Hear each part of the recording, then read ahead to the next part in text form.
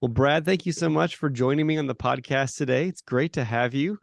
Most people who are watching and listening should know who you are. But for those who don't, could you give us a quick recap and introduction about you and what you do? Yeah, absolutely. Thanks, Jeff. I really appreciate being here. I'm excited for this conversation. I serve at the Fuller Youth Institute as the Senior Director of Content and Resources. And we are basically a research and resourcing arm of Fuller Seminary. And our whole mission is around equipping leaders and parents so faithful young people can change our world. And we do that through researching just what's going on with young people, what's going on in ministry, and trying to help people connect those dots to just do the work they do in loving and serving and discipling young people. Yeah. I also serve in youth ministry in my church, so I get to kind of do that hands-on. And I'm a parent of three teenagers and young adults, so I have lots of playgrounds to see what what doesn't land. So, Yeah. which is really fun. Yeah. It's definitely an adventure. That's awesome. Yeah, I think once you get involved in youth ministry, you can't help but at least keep up with it or stay involved in it. And it's an adventure. It's a lot of fun. That's awesome. Love to Yeah. hear that. I've been a big fan of Fuller Youth Institute for a while. Way back when I first heard about Chap Clark and Hurt and all the research moving up into that, keeping up with what Yeah. you and Kara do. And it's been cool. A lot of people I've talked to over the Oh, years thanks. have always mentioned FYI as a resource for them. So yeah, grateful for Oh, you guys. thanks. I'm glad to hear it. Mhm. So for this episode, we're talking about helping teenagers discover their purpose.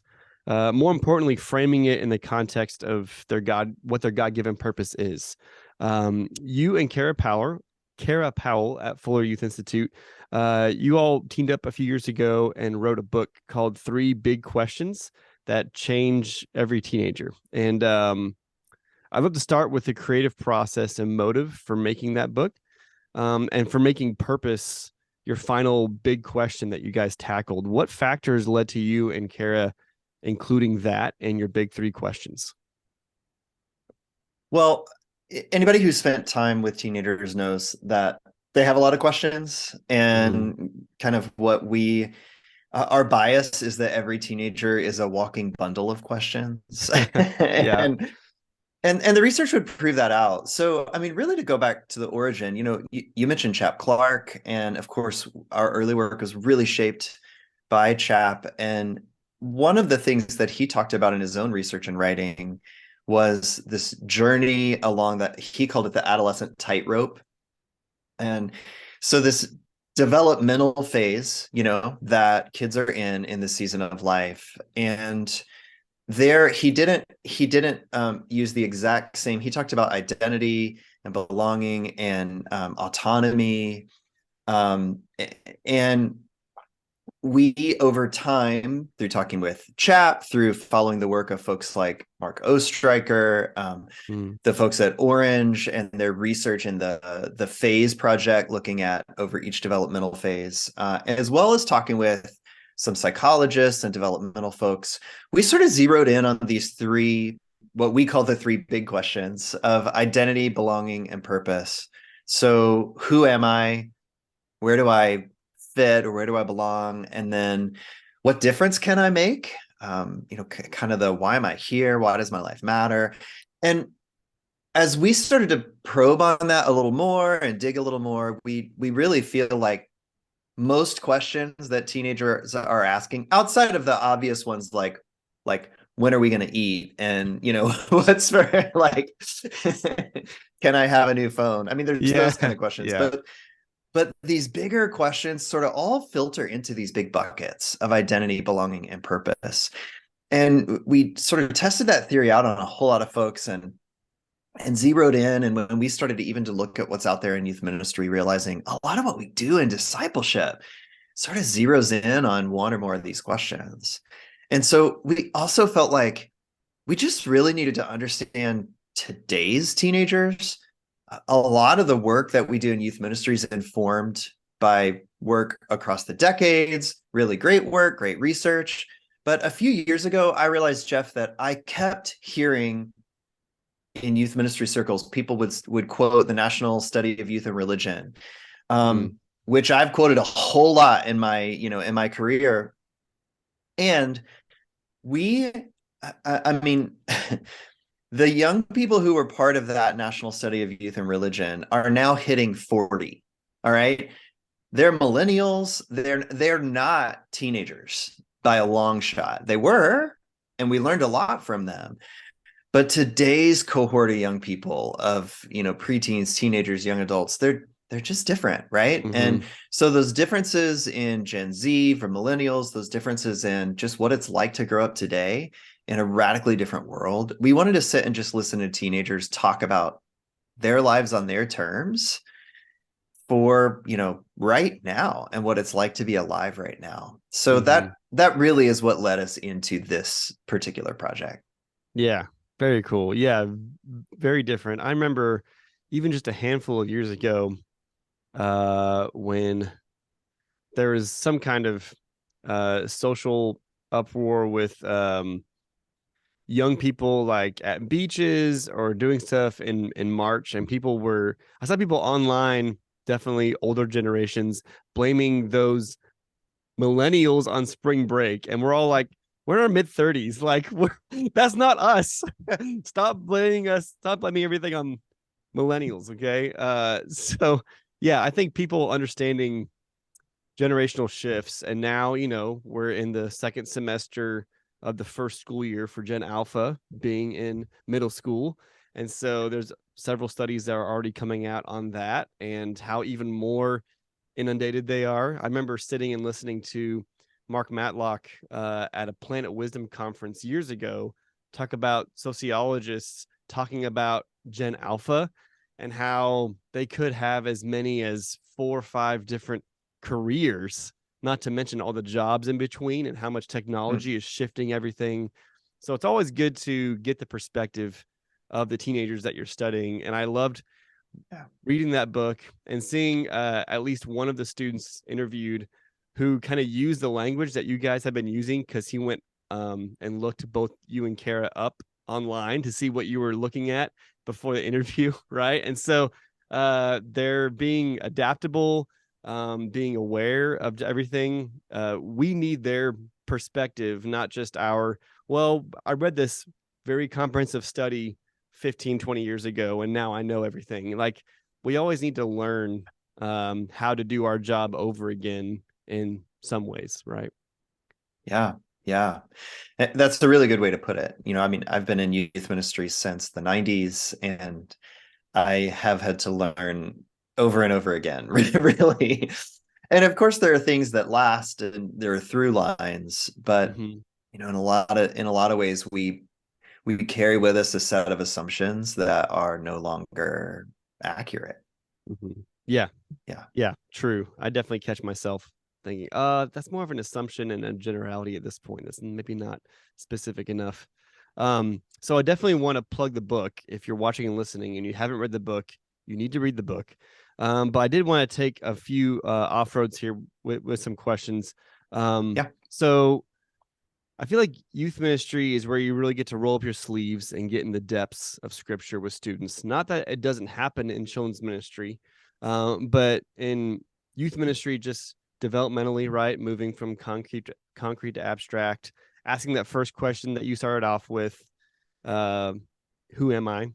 And so I feel like biblical literacy has been something starting a lot, maybe I think maybe a lot of it was recognized with my own generation being Mhm. millennial. But I think biblical literacy, at least in American churches, has been a growing issue. So, Brad, how does pointing back to scripture help guide students to find their purpose? I love this question. You're right that biblical literacy as such is, probably at all-time low among among professing Christians in the Yeah. US. Hmm. And there's a lot of reasons for that. And I do think it's generational. I'm glad you mentioned this is not just about today's teenagers. This is about their parents too, you know, Hmm. and Hmm. it's about a lot of things.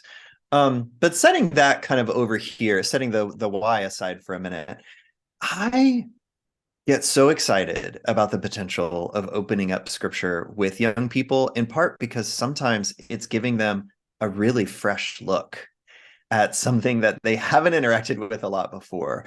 Or maybe Hmm. they have some ideas, they have some stories, but really opening up scripture with them, especially in this developmental stage, I think there's so much potential there. And thinking about purpose in particular, there's we have this really, I think, exciting opportunity at this moment in their lives when they're asking these questions about, like, what am I going to do with my life and why am I here and what's this all for? You know, scripture is full of stories that get at those kinds of questions.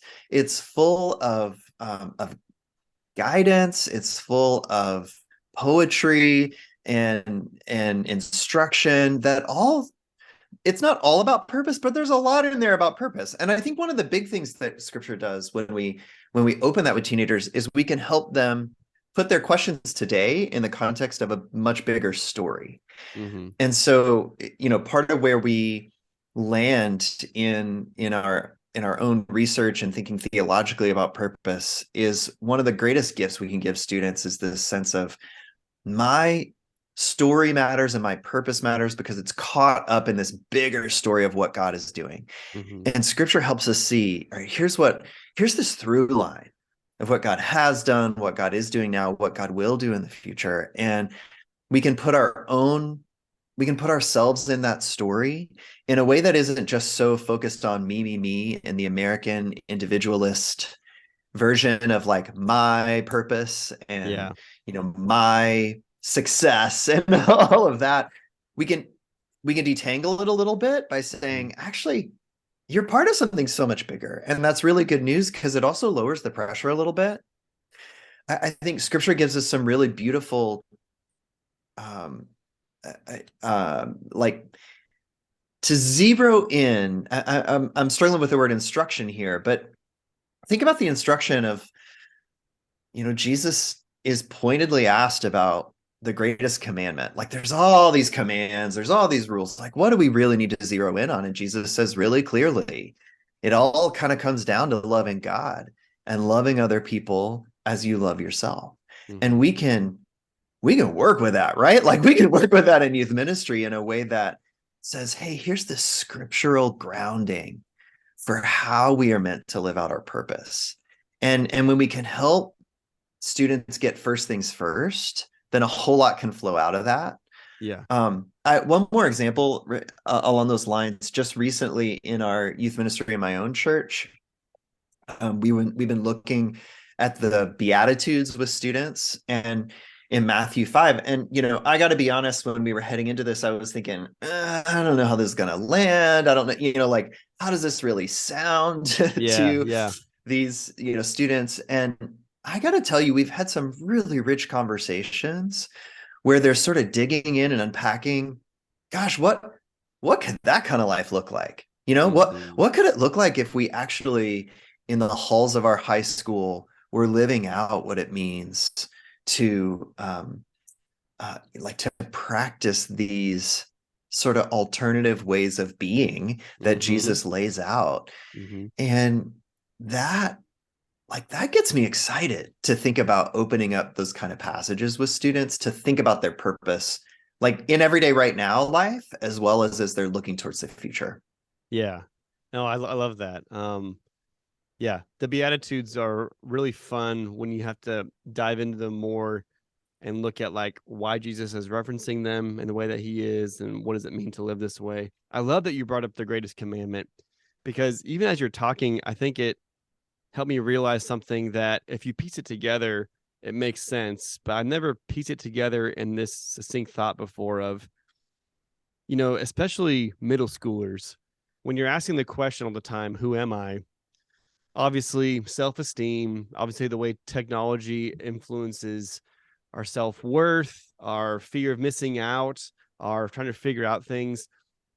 Maybe one of the main reasons why, even though teenagers can hear the words love God and love others as you love yourself, that last part right there, maybe they're having a hard time because they're still trying to figure out what it means to love themselves.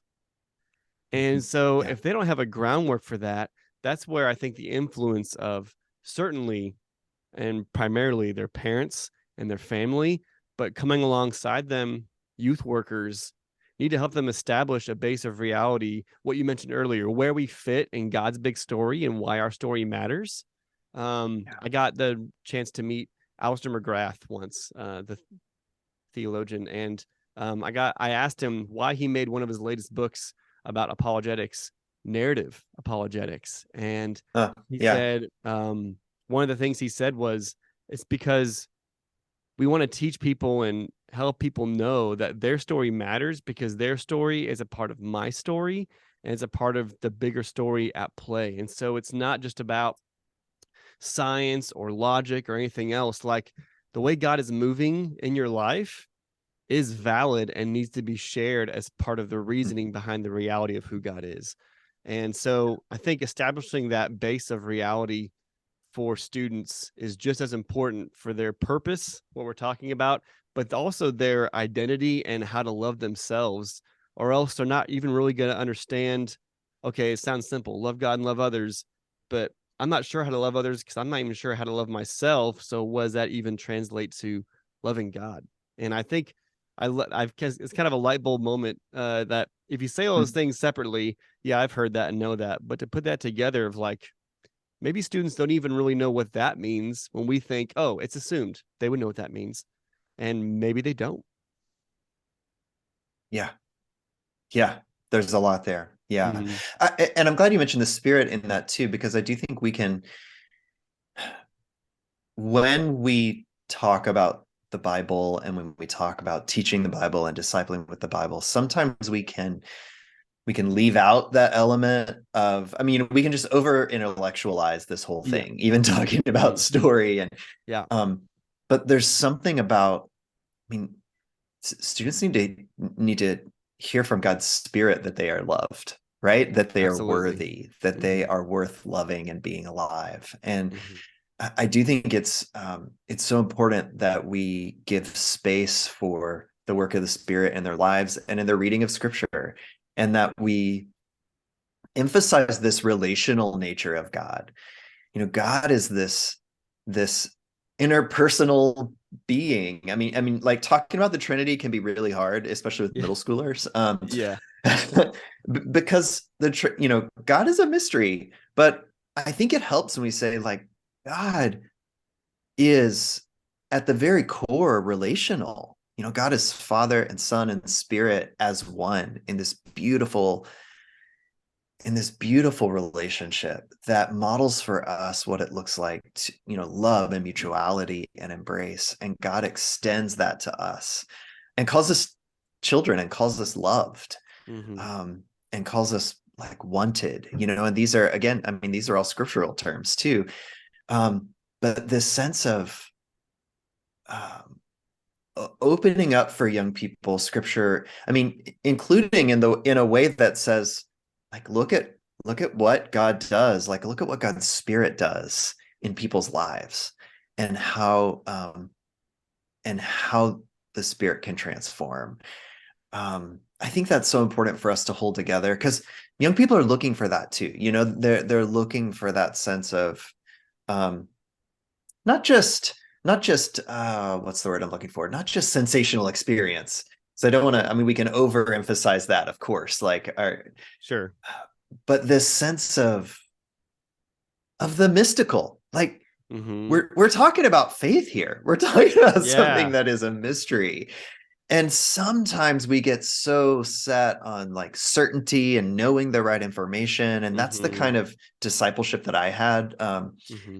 And I'm in this period of really wanting to help young people engage. Like this isn't all just cerebral. There is a mystery here and a beauty And if we're really going to know that we're loved and we're worth loving, that there's something more than just knowledge Yes. that's gonna have to get that across. And that's Hmm. about God's spirit, and that's about community. It is about experiencing belonging Yeah. with other people, that I know I really can be myself here no matter what. Like that is a deep uh, mystical experience. It is a really deep personal spiritual experience to know that you belong. And I Hmm. think youth ministry can do that. Yeah. Yeah. I know for me personally, that's where I found, as Andy Root would put it, kind of the best narrative of living with Jesus. I found that in youth ministry when I was a teenager. And that really brought me out of a place of kind of a dark place of wondering, who am I? Maybe I'm not so great. It was a few years after my parents' divorce, and that reality of peers and leaders investing and walking with you was crucial. And yeah, I love that you brought up certainty and everything else, and mystical. Reminds me of Henry Nouwen, talking about going to live with people with special needs and how to Yeah. embrace the mystical and the idea of community.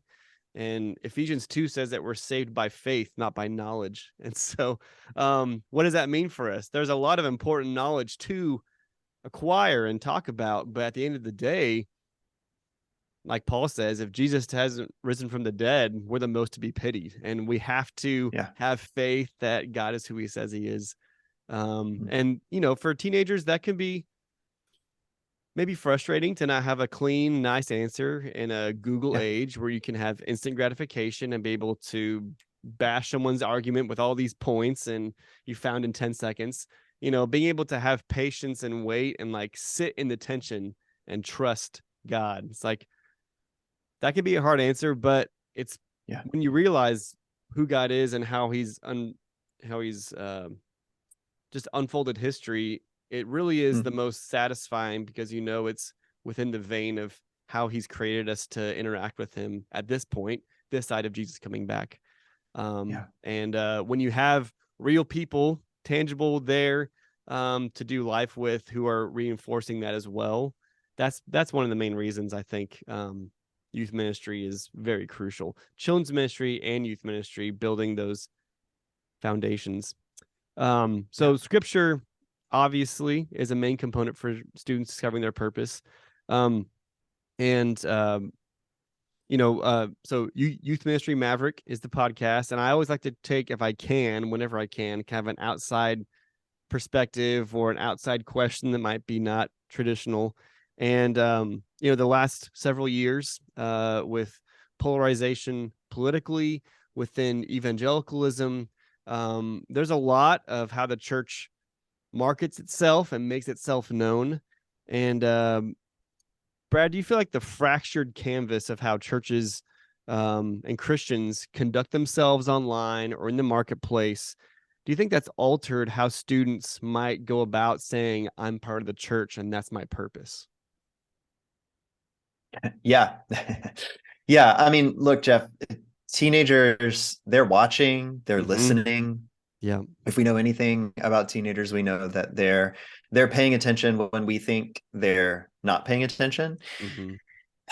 They see that, I mean, they see the fighting, they see the inconsistencies, they certainly see the moral ambiguity Mm-hmm. and the tension, in particular around some of the divides and partisanship and sort of all or nothing thinking Mm-hmm. around around politics, and how much that's dividing the church.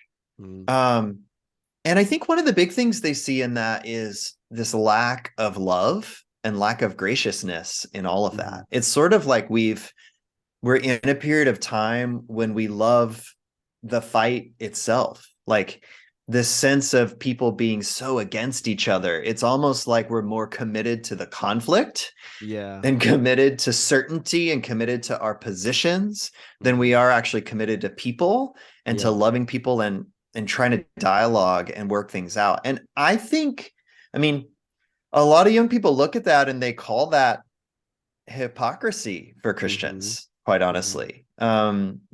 They see that many of us are more interested in being right than we are in being loving, um, than we are in vulnerability or humility, curiosity. And I think, I really think we've lost our way in some of that, in some of those conversations. And even some of us who can really switch almost like a light switch to go from talking about love and the way of Jesus and the Bible to suddenly talking about making it very clear, that we actually hate those who oppose us, on social issues or political issues. And that gets really fiery really fast. And so I think what I wonder, and I think young people wonder, like, what if the church could be the safest place to have conversations with people with whom we disagree? Yes. What if the church could be the safest place to have these really, if we dig into it, they're complex conversations, Hmm. and they require human connection and understanding. And rather than the church running from that because we have this fear of losing our certainty or of losing our, like, being right Hmm. about everything, what if the church could be the place where we really could have the richest conversations and Yeah. could listen deeply and could seek understanding and human connection? And when I look at the ministry of Jesus, Jesus certainly wasn't afraid of that. So Jesus was not afraid of being with his opponents, his religious opponents, his political opponents. Also, with people with whom he maybe morally had grounds to disagree with or to judge or to condemn. And over and over and over, we see this pattern where Jesus gets close and seeks to be with Yeah. people. And Yeah. and I would say even listen and understand. And so I guess I wonder, like, can we hold each other through disagreement? Can we be that kind of community? And I think if young people see that willingness in adults in the church, um, that they're going to be really compelled by that, Hmm. because it feels like, even just as a society, it sort of feels like the only way forward right now. Certainly just beating each other down, um, it's not getting us where, it's not moving us forward, um, as a people. And I think if we can begin to accept that we're in this together, and, like, these are the people we're called to, Hmm. these people we disagree with, Yeah. who are around us, are the people we're called to love. Yeah. The people in our families who see things really differently and who have trouble even having conversation with each other because of how they see things differently. Like, these are the people we're called to love. And Hmm. what does that look like? And Jesus and the Bible absolutely have things to say about that. And I Hmm. wonder if the church could be the place where we could have some of those conversations. Yeah. Um, yeah, those are things I wonder about. Yeah. Yeah. I also wonder that. I look at how often Christians might quote or wrestle with Romans 13, right? God appoints leaders and kings and all that. And if one's particular party is in office, it's like, oh yeah, we should listen to them. And I think people need to keep reading into Romans 14, where Paul addresses disagreements in the church. And like, you need to be one together. And it's like, man, if we were as much or more about Romans 14 as we were about Romans 13 when it comes to politics or ideology or anything else, that is my dream. What you said, for the church to be the safest place to talk with people who you disagree with. Um, because on a number of issues, whether it's anyone struggling with something in their life or past hurt or what's for their future, if they're not accepted and able to have dialogue at church, where else are they going to find that? And is that place going to be Christ centered? There's a lot of places where probably not. And so we need to be, I think we need to redefine what it means to love others well. We talked about teenagers learning how to love themselves well. We need to figure Yeah. out how to love others well, because I'm not sure we've been doing a great job on that. And just look online for 10 minutes and you'll see evidence of that. Um, Yeah. Yeah. And, I mean, it's clear when we read about the early church that they struggled with this. And I oh think there yeah. should be comfort for that in us, Mm-hmm. like Yep. how much the writings of the early church focus on unity and on disagreement and I think about Galatians 3 and Paul saying, like, this promise of God is for all of us. And so in the context Yes. of that, there is no slave or free, there is no male or female, there is no Jew or Gentile, because all of us are one in Jesus Christ in this promise. and Mm-hmm. and that, like, God is holding us through this. And if we can trust that the faithfulness of Jesus is holding us through this, and wants us to be, not to ignore our differences, but to lean in and say, this will not undo us. Mm-hmm. Like, these differences are big, and we don't agree, and this will not undo us. And we're going to trust and hold one another through it, because it's what God asks us to do. And it's this new family that Jesus makes possible, Mm-hmm. that shouldn't be together. I mean, that's the thing. Like, you look at the New Testament. Well, Jews and Gentiles shouldn't be family. They No. just shouldn't. They're Yeah. too different. Like, it's impossible. And I think we could put that on our context and say, look, people across race and culture in our society shouldn't be family.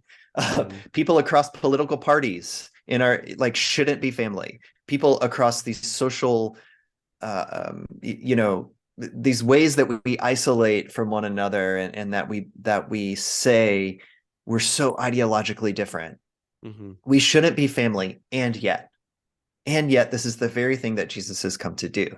And I think what's maybe tricky for us is the possibility that in the midst of that, we might have to give up our obsession with being right, and our Mm-hmm. obsession with being righteous, Yeah. self-righteous about who gets to be in and Mm-hmm. who has to be out.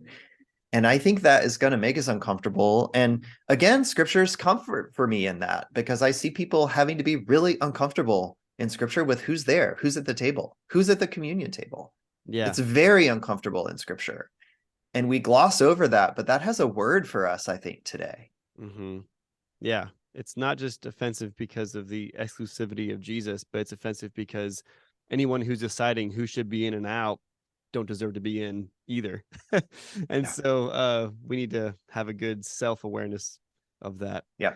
Well, Brad, thank you so much for joining me today. I did want to ask if there's anything at Fuller that you guys are working on now that you're excited is going to come out soon, or something that recently dropped that you want to make people aware of. Yeah, thank you for asking. Two things real specifically. One, we just released a devotional that was a follow-up to Three Big Questions, and it's for students. Okay. So it's a 60-day journey to really help them dig in. It's called Three Big Questions That Shape Your Future. I'm super excited about that, and we've been hearing some great feedback, and how youth leaders are using that with their students too. And then we have a curriculum coming out real soon called Who Do You Say I Am? And it Oh, takes a wow. scriptural look at both Jesus' identity, but then also our own. So it's a deeper dive into this identity question with young people, and helping them explore that culturally, helping them explore that in their context, in their neighborhood, and also in light of scripture and who Jesus is. And I'm just really excited. I'm excited to use it in my own youth ministry. So I hope it'll be useful to other folks too.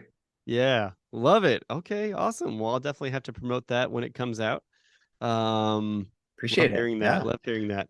Well, Brad, thanks again, man. Thanks for making time. Praying for you and Kara and everything you guys are doing at Fuller Youth, and keep doing what you're doing for the next generation, man. I really appreciate that, Jeff. It's great to talk with you. Well, that does it for today's podcast episode. Thanks so much for tuning in.